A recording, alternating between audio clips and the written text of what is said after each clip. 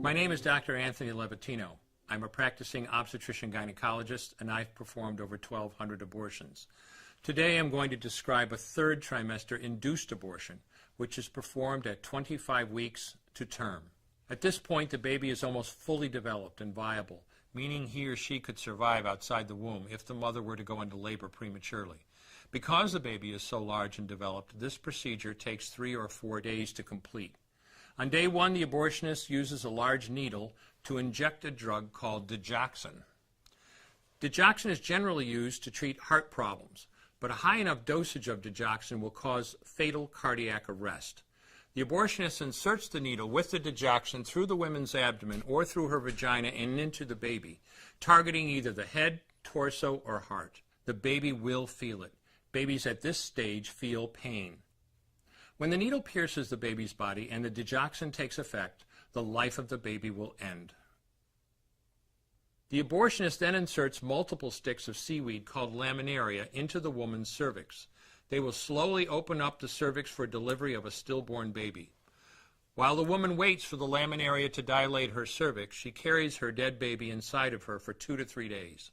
On day 2, the abortionist replaces the laminaria and may perform a second ultrasound to ensure the baby is dead. If the child is still alive, he administers another lethal dose of digoxin. The woman then goes back to where she is staying while her cervix continues to dilate. If she goes into labor and is unable to make it to the clinic in time, she will give birth at home or in a hotel. In this case, she may be advised to deliver her baby into a bathroom toilet. The abortionist then comes to remove the baby and clean up. If she can make it to the clinic, she will do so during her severest contractions and deliver her dead son or daughter. If the baby does not come out whole, then the procedure becomes a D&E, a dilation and evacuation, and the abortionist uses clamps and forceps to dismember the baby, piece by piece. Once the placenta and all the body parts have been removed, the abortion is complete. Late-term abortions have a high risk of hemorrhage, lacerations, and uterine perforations, as well as a risk of maternal death. Future pregnancies are also at a greater risk for loss or premature delivery due to abortion-related trauma and injury to the cervix.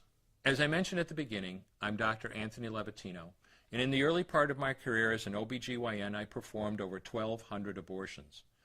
One day, after completing one of those abortions, I looked at the remains of a preborn child whose life I had ended, and all I could see was someone's son or daughter.